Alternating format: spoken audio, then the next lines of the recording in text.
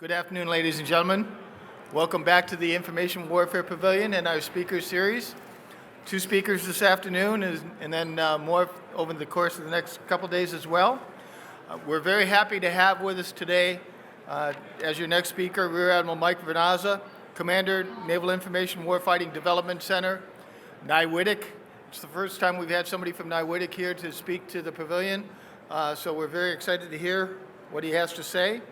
He's a native of New Jersey, a graduate of the Naval Academy, and has masters from Troy State and lots of other degrees. Been to War College, Staff College, like a lot of us. Yep. He was originally a surface warfare officer before seeing the light and coming into the information world. And as an intelligence officer, he's had a lot of tours, Joint Intelligence Center Pacific, 3rd Fleet, U.S. Fleet Forces Command. He's had senior leadership at Joint Forces Command, Intelligence Command, OpNav, and many others. I'm not going to read here his whole bio. But one of the things I do want to point out is that he was one of the winners of the Edwin T. Layton Leadership Award, very prestigious award within the intelligence community and the information warfare community as a whole now. And with that, I'm going to turn it over to Admiral Vernazza. All right, thanks, Joe. Yay! All right. Thanks, Joe, and great to be able to talk to you about NIW today and some of the things that we're working on, both for the Navy and information warfare at large. I have some prepared remarks, and then after that, I'd be happy to take any questions that you may have at the end.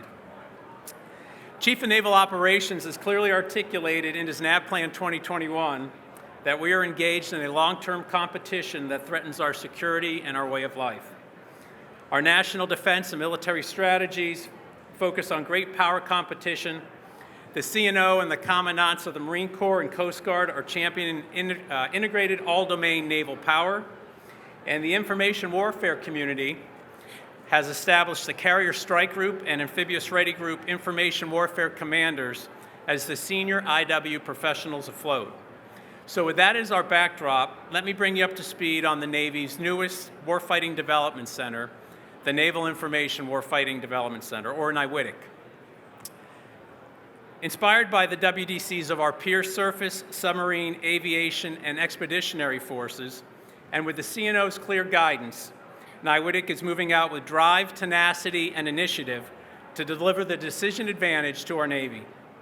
NIW's mission includes training IW forces in advanced tactics, techniques, and procedures at the individual, unit, integrated, advanced, and joint levels.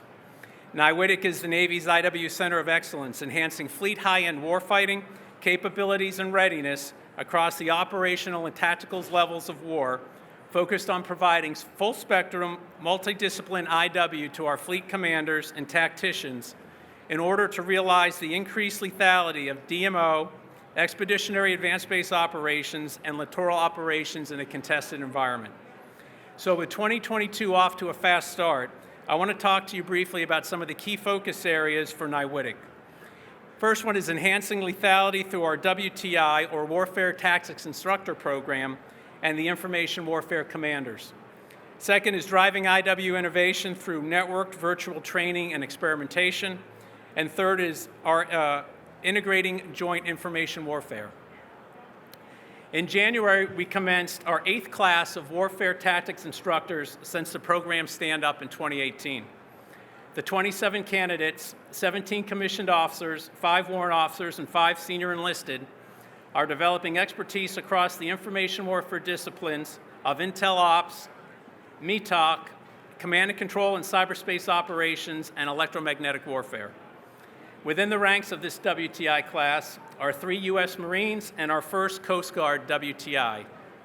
When they complete this challenging 10-week course, they will have earned their WTI patch, bringing the total of information warfare WTIs in the fleet to over 150, adding significantly to the growing warfighter footprint supporting Carrier, Strike Group, Amphibious Ready Groups, Destroyer Squadrons, Navy Special Warfare, Air Wings, Maritime Ops Centers, and fellow WDC staffs at Surface Mine Warfighting Development Center, Naval Aviation Warfighting Development Center, the Undersea Warfighting Development Center, and the Expeditionary Warfighting Development Center. The WTI is designed to be a warrior, thinker, and instructor, with an emphasis on integration of information warfare disciplines, tactical knowledge and application, immersion in doctrinal TTPs, and the development of instructor skills through final project presentations. The candidates complete an initial 4-week baseline where they receive instruction applicable to solving a series of practical vignettes and battle problems focused on the pillars of IW: battle space awareness, assured command and control, and integrated fires. Following the baseline instruction, candidates then enter into a 6-week mission area training phase specifically designed for their specialties, which culminates in the development and presentation of a final product. In these final projects, candidates are then assigned a real-world tactical study aligned to a fleet issue. The students are challenged to conduct a thorough analysis and propose solution to some of the most difficult challenges facing the IW community and the Navy. To enhance the fleet's ability to harness the WTI's tools of innovation and integration, NIW has also developed an information warfare commander training curriculum to prepare senior information warfare officers for their roles as both operational and tactical levels of war. And we are executing our 3rd iteration of this important training in May of this year. For our information warfare commanders to deliver the lethality in our naval warfighting concepts, NIW is harnessing the combined strengths in live virtual constructive training, fleet experimentation, and the rapidly developing areas of artificial intelligence, machine learning, data science, and space and cyber to create a test bed for developing, testing, and validating 21st century IW solutions. This virtual secure environment will incorporate digital twins and applicable information technology, ISR tools, INW, targeting, software applications, communications, space, and cyberspace systems. Setting this virtual theater under controlled conditions provides repetition and scalability, minimizes operational security risks, enables rapid TTP development and validation, and captures human performance data for improved feedback and accelerated learning. It also teaches our IW teams to fight hurt across the competition conflict continuum. Further, to support a broader training environment, our efforts will be synchronized with other warfare areas, the air, surface, and subsurface community, support IW at the operational levels of war, including the Marine Corps and the Coast Guard, and teaming with Naval Information Warfare Systems Command and their work in building and developing and integrating Project Overmatch, we will also create synergies and efficiencies to meet those goals and objectives. Our capacity and agility to rapidly reorient and offer game-changing solutions will be paramount to the Navy's resilience and success in great power competition. Looking to the joint environment, NIW has multiple efforts to close the joint seams in information warfare. Specifically, we are working with the U.S. Army 18th Airborne Corps Scarlet Dragon series of exercises, exploring all-domain sensing that leverages AI and data management to enable the application of deliberate and dynamic targeting processes. Additionally, in support of NAV-I4's AI/ML Task Force Station Hypo, NIW personnel are participating in the Air Force AI Accelerator Phantom Fellows program at MIT.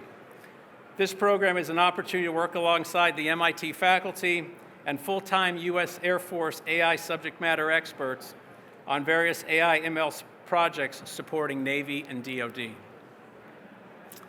So against the backdrop of strategic competition, NIW's work training and developing cutting-edge warfare tactics to defend our nation is absolutely critical. We have a strategic imperative and an energizing mission that we are meeting with a purposeful pursuit of excellence and urgency. And looking ahead, there is much to do, and our future is bright. We're working with the fleet to help codify the IW Commander ConOps, partnering with Naval Postgraduate School to develop opportunities for NIW warfare tactics instructors and NPS students to collaborate on fleet IW warfighting projects, and teaming with the Office of Naval Research to develop IW science and technology objectives for fleet investment.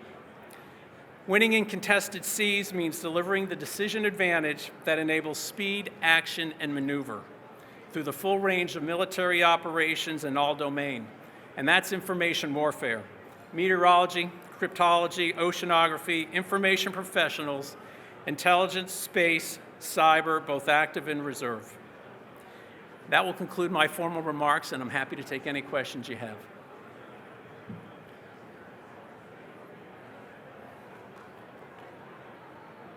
Yes, ma'am. Manny's got the...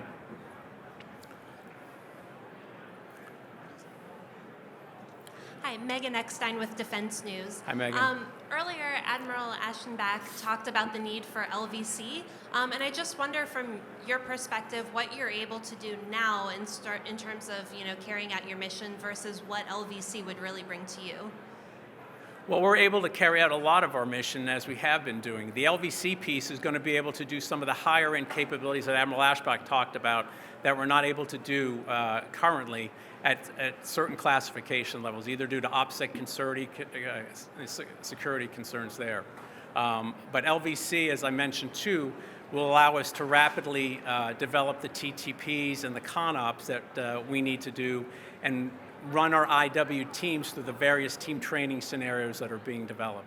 But to your original question, we're able to execute much of our mission right now. Yeah, the LVC is just going to be a game changer in terms of the other items I talked about. Yeah.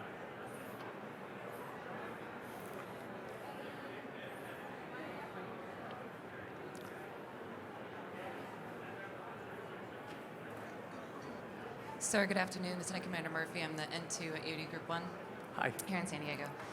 So the LVC is a very exciting concept, sir, but what's the plan for integrating what NIWD's doing with a lot of the operational tours like XWDC or some of the other warfare development centers for those of us assigned to operational units? Does that make sense? Speak up that last part, the operational tour part. Sure. So for those of us who are assigned to more operational tours, for example, us in EOD, we work with XWDC exclusively. And so how are we going to integrate the opportunities that NIWDC is developing with XWDC so that we in the IW community get to benefit from some of these amazing technology? So much of the LVC enterprise will be networked in the Navy Enterprise Tactical Training Network that we all get to benefit from. We are working with the WDCs that support you as well to integrate the items that will be needed for that LVC environment. So as we build through increment 1 and beyond of the LVC environment, we're going to be working with the WDCs through a variety of warfare working groups to inculcate those IW capabilities that all domains need in that environment. Yeah. Good question, thanks. Oh. Good afternoon, sir. I had a question in regard to machine learning. What aspects of machine learning do you see helping, especially when it comes to sharing data across different applications? Is that something that your organization is interested in as part of the AI integration? Yeah, so that's a great question too. So to be honest, we're just unpacking what that looks like right now. We're developing our strategic plan for what that task force station hypo will be doing. And so each TICOM has an AI ML effort.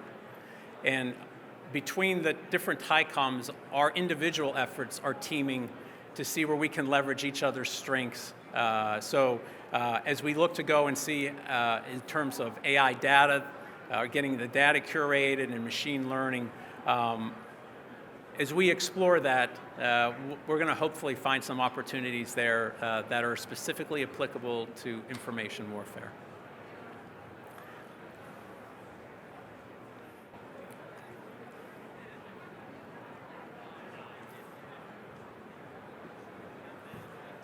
Hi, from Kurt Wolashin with Sierra Nevada. So does your instructor cadre help optimize usage for things like INC-E and then in the future into Spectral? How are you looking at that, like how Nautic would do that or SMITIC would do that for future or current systems on chips? Yeah, so our instructor cadre does do that. So working with SMITIC and on things like Inky or any of the other WDCs. We have senior enlisted. We have some really sharp JOs who are invested in each of the individual programs that support the pillars of BA, integrated fires, and assured C2. And working with the other WDCs through fleet training, the IWTGs, we bring all of the fleet feedback from that, and we cycle that into our WTI program as well. So we, beyond just having the WTI program, we use the fleet feedback from our existing cadre to keep our curriculum current and updated what the fleet needs. Thank you, sir. Do you also influence the SIDS, the peer side training for, for the Crippies that are going out, with curriculum maybe in the A school or C school level? We do. So we haven't really done a deep dive into those per se, but we are becoming more more integrated with the curriculum reviews there and the training readiness reviews that happen for the A and C schools.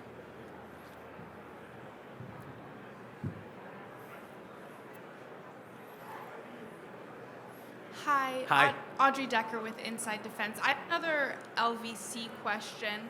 I guess I'm wondering what's next for LVC training? What will upcoming investments be focused on, and what does the Navy hope to accomplish in the next year or so with the program? Thank you. Sure. So I can only talk from an IW perspective. So really for what we're trying to do now is we're trying to build out a broad, integrate IW into the existing LVC network that has been built by adding additional capabilities at higher classification levels so that we are able to test and validate some of the TTPs and CONOPs we have, see how our teams perform in that environment where they can kind of do sets and reps, and then take that, and then when we see teams doing well, why are they doing well? If we see teams struggling, why are they struggling? And can we close those gaps and seams either by making improvements in the schoolhouse or our TTPs and CONOPs? So that's kind of the near-term future for what we're trying to do for IW as we build out the infrastructure to support that.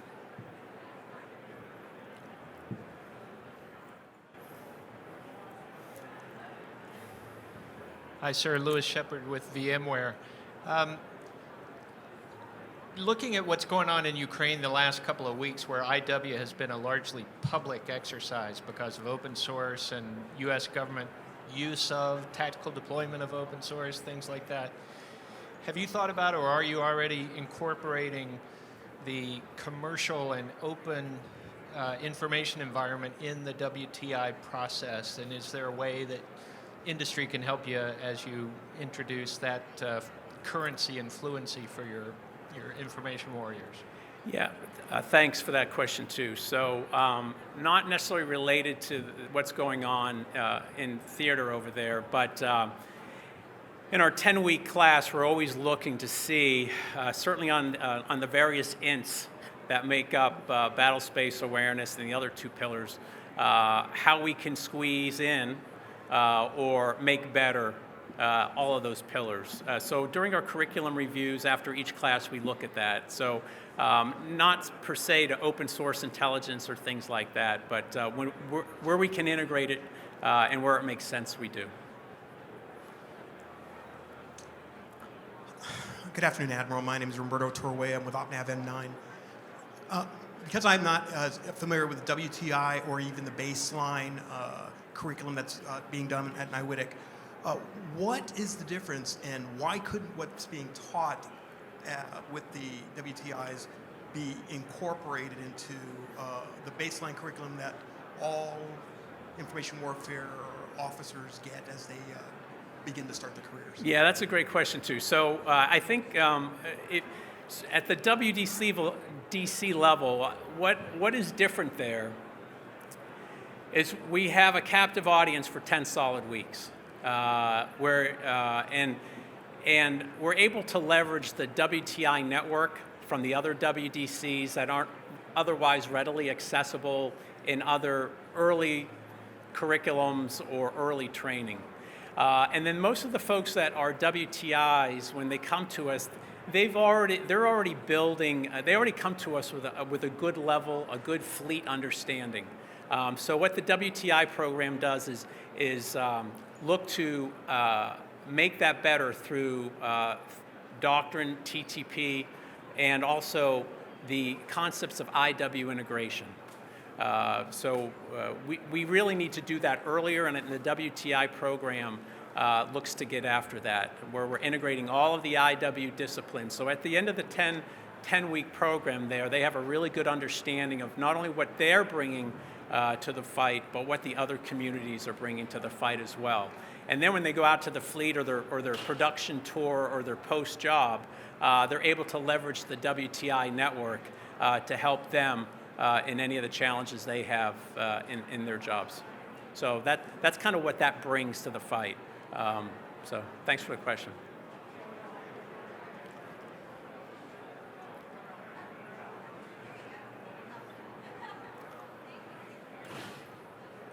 Okay. Well, I appreciate all your time today. Thanks for your time, and I'm happy to stick around here for any questions you may have at the end one-on-one. Thank you.